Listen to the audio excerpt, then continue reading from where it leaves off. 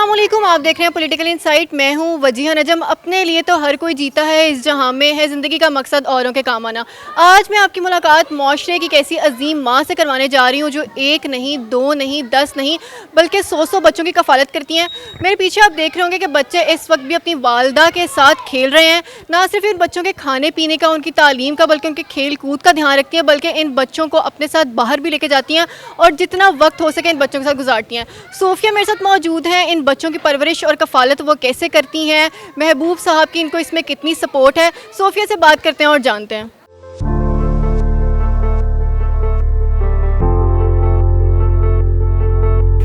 मैंने जब ये स्टार्ट किया था ना, तो मैंने एक फ़ैसला किया था कि इसको ना ऑर्फनेज नहीं बनाना, ना कोई शेल्टर होम बनाना है। जिस घर में भी मैं एंटर होती हूँ, साथ ही बच्चे आते हैं, भागते हुए मेरे गले लगते हैं और उसके बाद बस एक शिकायतों का सिलसिला है जो शुरू हो जाता है।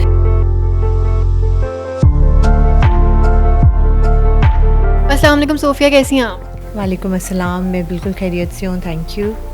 सोफिया, सबसे पहले मुझे बताएं कि आजकल जो हालात हैं, जो दौर हैं, 2 बच्चों को 3 बच्चों को पालना बहुत मुश्किल काम है। आपने माशाल्लाह 100 बच्चों की कफ़ालत की ज़िम्मेदारी ली हुई है, तो कैसे मैनेज करती हैं? देखिए, ये ज़िम्मेदारी अल्लाह ताला ने मुझे दी है। अल्लाह ताला ने मुझे पकड़ के मेरे ज़िम्मे लगा दिया कि तुमने जितने भी यतीम बेसहारा बच्चे जो तुम्हारे तक पहुँचे, तुमने उनकी परवरिश करनी है। तो जब एक ज़िम्मेदारी अल्लाह ताला ने दी है तो फिर उसमें मुश्किल कैसी। अच्छा सोफिया, सबसे ज़्यादा चैलेंजिंग यहाँ पे ये होता है कि हम फाइनेंशियली तौर पे बहुत सी ऑर्गेनाइजेशंस देखते हैं जो बच्चों को सपोर्ट करती हैं, लेकिन जिस तरह से आप उनकी कैरेक्टर बिल्डिंग पे, पर्सनैलिटी बिल्डिंग पे, उनकी ग्रूमिंग पे काम करिए, तो ये चैलेंजिंग है आपके लिए कि नहीं? मैंने जब ये स्टार्ट किया था ना, तो मैंने एक फ़ैसला किया था कि इसको ना ऑर्फनेज नहीं बनाना, ना कोई शेल्टर होम बनाना है। बिकॉज़ हमारे मुल्क में बहुत से ऑर्फनेजेस हैं, बहुत लोग हैं जो बहुत बड़ा काम कर रहे हैं, बहुत अच्छा काम कर रहे हैं। तो मुझे ये महसूस हुआ कि ऑर्फनेजेस बहुत हैं, इन बच्चों को अपना घर चाहिए, इन बच्चों को माँ बाप चाहिए, इन बच्चों को फैमिली का प्यार चाहिए। सोफिया, अमूमी तौर पे हम देखते हैं कि जो कपल्स ये डिसीजन लेते हैं वो होते हैं जिनके अपने बच्चे नहीं होते, तो वो सोचते हैं हम अडॉप्ट करते हैं, चलो दूसरों के बच्चों को संभालते हैं, अल्लाह ताला ने हमें बहुत दिया। आपके माशाल्लाह अपने भी 4 बच्चे हैं, तो अटेंशन जब माँ बाप की डाइवर्ट होती है, इन बच्चों की तरफ ज़्यादा होती है, उन बच्चों की तरफ कम, तो थोड़ा मसला तो होता होगा। करती हूँ और मुझे लगता है कि जब आप एक काम नेक नीयती से शुरू करते हो ना, तो फिर हर कोई आपकी फैमिली का हिस्सा बनता जाता है। आपकी अपनी फैमिली तो आपको सपोर्ट करती ही करती है, इसके अलावा बाकी इर्द गिर्द के लोग जो दर्द दिल रखने वाले होते हैं, जो अच्छे लोग होते हैं, वो भी आपकी फैमिली का हिस्सा बन जाते हैं और अपने अपने तरीके से आपको सपोर्ट करना शुरू कर देते हैं। बिल्कुल ठीक है। Sophia, your father used to serve the humanity, हम सबको पता है। आपके लिए टर्निंग पॉइंट क्या था? उनका तरीका थोड़ा डिफरेंट था, आपका तरीका बिल्कुल डिफरेंट है। जो इनिशिएटिव आपने लिया, आपका कौन सा टर्निंग पॉइंट था जिस पे आपने ये सोचा कि मैं ये काम करूँगी कि बच्चों को रखूँगी, उनको संभालूंगी, खुद कफील बनूंगी उनकी? मुझे हमेशा से ये लगना शुरू हो गया था कि हम फिज़िकली कुछ कंट्रीब्यूट नहीं कर रहे और ज़िंदगी बहुत मुख्तसर है, गुजर जानी है।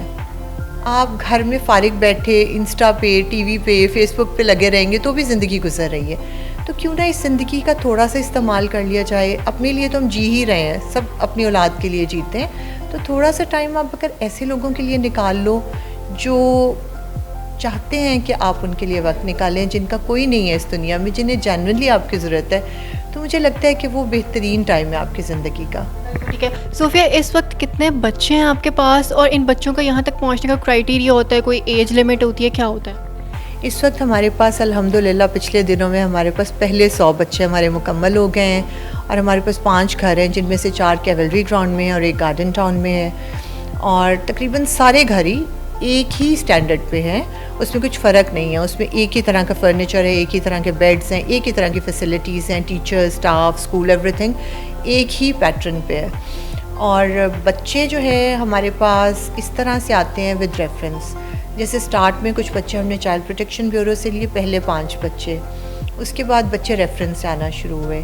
जैसे फैमिली में से किसी ने रेफ़र कर दिया कि उनकी कोई मेड थी, उसका कोई बच्चा है जो कि यतीम हो गया है, या कोई और इस तरह से हमारे इर्द गिर्द, पता है, हर वक्त हम लोग ऐसी चीज़ों से गुजरे होते हैं। तो हमारी क्लोज़ फैमिली ने, फ्रेंड्स ने हमें सजेस्ट किया कि अच्छा ये बच्चा वहाँ पे मुश्किल में, इसको आप ले लें, ये बच्चा यतीम हो गया है, ये बच्चा, इसकी मदर की डेथ हो गई है।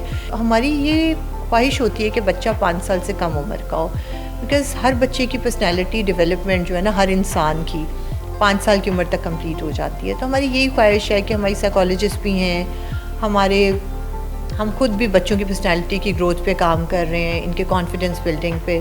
तो हम यही चाहते हैं कि इनकी ज़िंदगी से वो जो पास्ट का एक नेगेटिव और एक मुश्किल टाइम था ना, वो हटा के इनके मासूम से जहन में और खुशियाँ और सुकून और प्यार भर के और इतना कॉन्फिडेंस इन्हें दें कि आगे जाके ना सिर्फ ये ख़ुद को और अपनी जो इनकी फैमिलीज़ हैं उन्हें सपोर्ट करें, बल्कि हमारे मुल्क के लिए भी बहुत पॉजिटिव कंट्रीब्यूट कर सकें। बिल्कुल ठीक है। सोफिया, जहाँ पे लोग बहुत ज़्यादा सपोर्ट कर रहे होते हैं या आपके पास आ रहे होते हैं, वहीं पे कुछ लोग ऐसे होते हैं जो आपको शक व शुबा की नज़र से भी देख रहे होते हैं। स्पेशली जब एक माँ ने अपना बच्चा आपको देना है तो वो बहुत कंसर्न्ड होती है। हम अपनी सोसाइटी में देखते हैं कि खुद बाप ऐसे होते हैं तो अपने बच्चों को ओन नहीं करते हैं, वो कहते हैं हम नहीं रख सकते, हम नहीं पाल सकते। तो ऐसा कभी आपके साथ हुआ हो कि कोई औरत आई हो कि भाई मेरा अपना शौहर उसका सगा बाप नहीं अपना रहा, तो तुम या तुम्हारा शौहर या आप कैसे उन्हें अपनाएंगे? ऐसा होता है? बहुत शुरू में ना एक मेरे हस्बैंड का गनमैन था, जब उसको ये पता चला हमने ये काम स्टार्ट किया तो उसकी एक दिन कॉल आई ना, मेरा नंबर क्योंकि अक्सर जो स्टाफ रह के गया उनके पास होता है, तो उसने मुझे कहा कि बाजी मैंने सुना है कि आप लोग ये काम कर रहे हैं, तो मेरे 2 भतीजे हैं, मेरे भाई की डेथ हो गई है और मैं अकेला कमाने वाला हूँ, तो मेरे लिए बहुत मुश्किल है कि मैं उनको भी देखूँ, अपनी भाभी को और उनके 2 बच्चों को भी, तो अगर हो सके तो आप उनका एक बच्चा गोद ले लें। अब जिस वक्त हमने कहा कि ठीक है आप उनसे कहें कि आप ले आएँ बच्चे को और हम कर लेते हैं, तो उसकी भाभी थोड़ा सा रिलक्टेंट थी। उन्होंने कहा मैं अपने बच्चे को यतीम खाने में नहीं भेजूँगी। फिर खैर मेरे हस्बैंड ने उन्हें कॉल की, क्योंकि सब उन्हें जानते थे उनकी फैमिली में, तो उन्होंने कहा कि बहन आप सिर्फ थोड़े से दिन के लिए अपने बच्चे को हमारे पास भेजें, तो जब वो आ जाएगा उसके बाद आप देख लें, आप खुद आके मिलें, आप देखें आपको लगा कि वो ठीक नहीं है यहाँ पे, तो आप उसे वापस ले जाइएगा। खैर उसने भिजवा दिया अपने बेटे को। महीने बाद तकरीबन जब वो मिलने आई तो लकीली उसका कोई बच्चा मेरी गोद में बैठा हुआ था, छोटा सा था बिल्कुल, 3-3.5 साल उसकी एज थी, तो वो चावल खा रहा था मेरे पास बैठ के ना। तो बस उसकी माँ आई तो उसने कोई बहुत ज़्यादा रिएक्ट नहीं किया माँ को देख के ना, कि जैसे बच्चा होता है एकदम से उठा है और वो जंप करके माँ के पास गया, वो बड़े आराम से बैठा रहा। माँ आई आके सलाम दुआ करके उसने गोद से उठाया, बच्चे को ले लिया, और वो बच्चा थोड़ी देर बैठ के माँ के साथ खाना वाना खाता रहा, बातें बातें करता रहा। उसके बाद जब थोड़ी देर गुजरी तो उसके बाकी फ्रेंड्स ना यहाँ बैठ के टीवी देख रहे थे, कार्टून्स, तो वो अपनी माँ को छोड़ के आराम से कार्टून्स देखना शुरू हो गया जाके। अब उसकी माँ थोड़ी देर मेरे पास बैठी रही, ऑब्ज़र्व करती रही। सारा माँ बहुत सेंसिटिव होती है और माँ अपने बच्चे की बग़ैर कहे भी एक एक फीलिंग को समझ जाती है। तो थोड़ी देर बाद उठी तो मुझे कहती है कि बाजी मैं अब इजाज़त लेती हूँ। मैंने कहा अच्छा मैं इसे ड्रॉप करा देती हूँ। मैंने ड्राइवर से कहा आप इसे वहाँ पे बस स्टैंड तक ड्रॉप कर दें।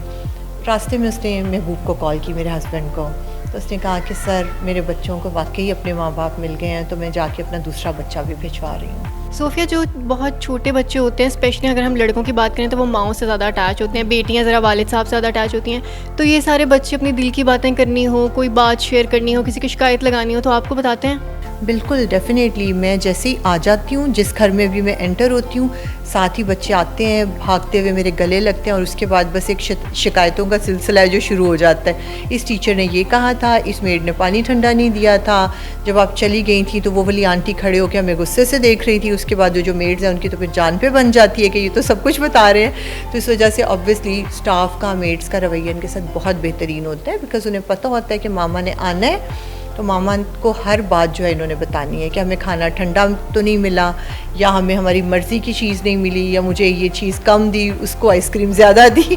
मतलब इतनी माइनर सी चीज़ें भी जो है ना वो बच्चे मुझे आके बताते हैं और मैं इनको रोकती नहीं हूँ। Sophia, every person has a story. हम चलते फिरते, मेरी भी एक कहानी होगी, आपकी भी कहानी होगी, डिफरेंट हो सकती है पर सबकी कहानी है। तो क्या कभी इन बच्चों में से किसी ने आपसे पूछा है कि हमारे पेरेंट्स कौन है, या अगर कभी इनके पेरेंट्स मिलने आ रहे हैं कि हम इनके साथ जा सकते हैं, या किसी कोई ऐसी बात जिसने आपको बहुत इमोशनल किया हो?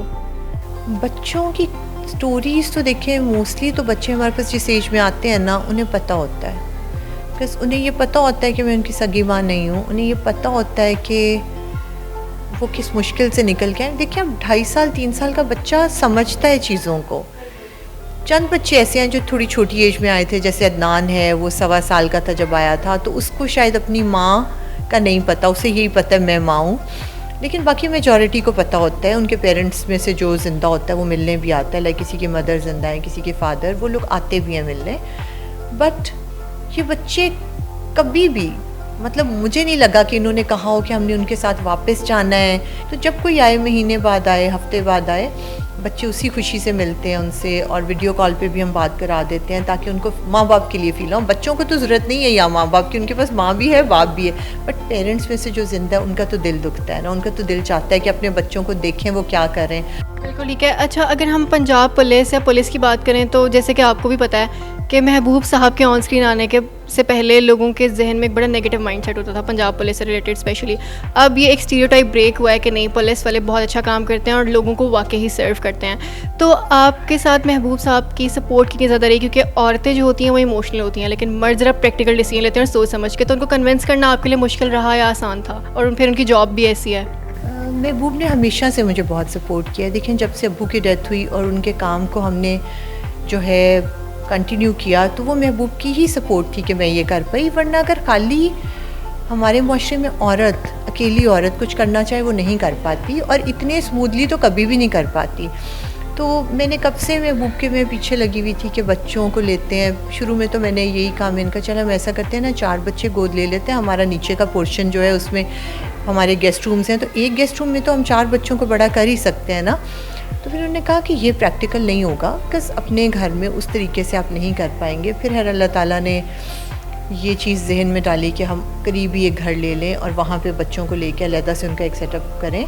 तो महबूब ने इतनी सपोर्ट किया और अभी तक कर रहे हैं माशाल्लाह, कि मैं सोच भी नहीं सकती कि अगर महबूब की इतनी सपोर्ट ना होती तो मैं ये इसका शायद 10% भी ना कर पाती। जैसे स्पेशल ओकेजन्स आते हैं, ईद आती है, इंसान की अपनी फैमिली गैदरिंग्स होती हैं, फ्रेंड्स होते हैं, तब बच्चों को उस तरह के ओकेजन्स पे किस तरह से आप टाइम मैनेज करती हैं या अटेंशन दे पाती हैं उनको? हमारे 3 दिन ईद के इन बच्चों के साथ होते हैं। सारा दिन हमारा इन बच्चों के साथ, लाइक लंच पे बच्चे हमारे घर पे आते हैं, बिकॉज़ वो 100 बच्चों को इकट्ठा करना एक घर पे, ये वाले घर क्योंकि एक एक केनाल के हैं तो इनके लॉन इतने बड़े नहीं हैं, तो एक जगह पे 100 बच्चे इकट्ठे नहीं हो पाते।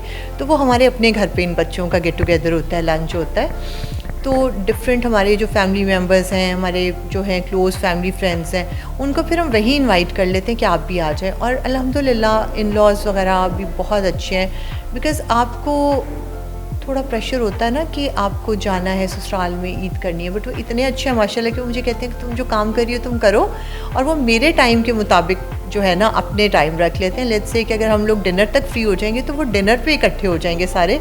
सोफिया, जब इंसान को खिदमत खल का काम कर रहा होता है तो एक पर्सनैलिटी में चेंज आता है। अगर मैं आपसे पूछूं सोफिया कि ये काम करने से पहले और ये काम करने के बाद आप ख़ुद में क्या चेंजेस देखती हैं, तो आप कैसे उसको बताएंगे? मैं शायद वो नहीं हूँ जो मैं 1.5 साल पहले तक थी। अब मेरी अपनी कोई ख्वाहिश नहीं रही। पहले आपकी अपनी बहुत ख्वाहिशात होती हैं, आपने दुनिया घूमनी है, आपने ट्रैवल करना है, आपको ये चीज़ चाहिए, आप अपने लिए सोचते हैं ना। फिर एक स्टेज आती है कि आपकी हर चीज़, हर सोच सिर्फ उसी एक जगह पे आके रुक जाती है, आपकी अपनी ज़ात कहीं बहुत पीछे रह जाती है। वो जो एक सुकून है ना इनके प्यार का, इनके साथ का, इनको प्यार देने का, इनको बड़ा करने का, वो ज़िंदगी में इतना सुकून भर देता है कि ये चीज़ें बहुत छोटी लगना शुरू हो जाती हैं, फिर इनकी ज़रूरत नहीं रहती ज़िंदगी में। सोफिया, अब क्या ख्वाहिश है कि आप माशाल्लाह पहले ही बहुत अच्छा काम करी हैं, अब क्या चाहती हैं कि अगर अब मैंने ये काम कर लिया तो सोफिया की ज़िंदगी में, दुनिया में आने का पर्पस शायद पूरा हो जाएगा? मुझे लगता है जो सिलसिला एक घर से शुरू किया था ना, 5 बच्चों से, मुझे लगता है कि अगर अल्लाह ताला ने इस्तात दी ना, तो ख्वाहिश तो इंसान को हमेशा बड़ी करनी चाहिए। देने वाली अल्लाह ताला की ज़ात है, वो ज़रूर पूरी करता है। कि हमारे मुल्क में ना कोई भी बच्चा यतीम हो जाए, बेसहारा हो जाए, किसी मुश्किल में आ जाए, उसके लिए ये सोचना ना पड़े कि वो कहाँ जाएगा, उसका क्या बनेगा, उसे कौन रिश्तेदार सहारा देगा, उसे पता हो कि उसके माँ बाप का घर है। ठीक है सोफिया, लास्ट क्वेश्चन है मेरा आपसे। जैसे कि ओवरसीज़ पाकिस्तानीज़ हैं, वो बड़ा पाकिस्तानी के लिए दर्द रखते हैं और डोनेशंस भी बहुत ज़्यादा करते हैं, लेकिन वो भी डोनेट करते हुए यहाँ पे डरते हैं क्योंकि कुछ NGOs हैं ऐसी छोटी मोटी जिन्होंने बना ली हैं, लेकिन वो उन पैसों को उस तरह से यूज़ नहीं करते जहाँ पे करना चाहिए। तो आप तक जब लोग पहुँचते हैं तो कोई ट्रस्ट इश्यूज़ होते हैं, या आप ट्रस्ट बिल्ड कैसे करते हैं उनका, या लोग आपको डोनेट करना चाहें तो वो किस तरह कर सकते हैं? हमें बहुत से लोग बाहर से, पाकिस्तान के बाहर से, इधर से, डिफरेंट सिटीज़ से जब कॉल्स करते हैं सोशल मीडिया पे देख के या किसी रेफरेंस से, तो हम हमेशा उन्हें ये कहते हैं कि आप पहले आएँ और विज़िट करें, और अगर आप नहीं आ सकते, आप दूर हैं, तो अपने किसी क्लोज़ फैमिली मेम्बर को भेजें जो आके पहले देखे कि क्या काम कर रहे हैं, उसके बाद वो हमें डोनेट करें। बिल्कुल ठीक है, thank you so much for your time Sophia, it was so nice having you.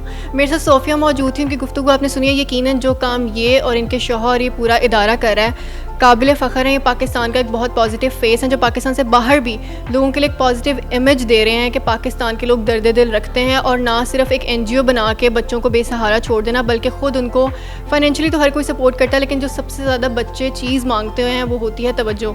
तो सोफिया बिल्कुल कोशिश करती हैं कि पूरा दिन उनके साथ गुजारें और उनको तवज्जो दें। उम्मीद करती हूँ आपको वीडियो पसंद आई होगी। अगले प्रोग्राम में आपसे दोबारा मिलूंगी। अपना बहुत ज़्यादा ख्याल रखिएगा। अल्लाह हाफ़िज़।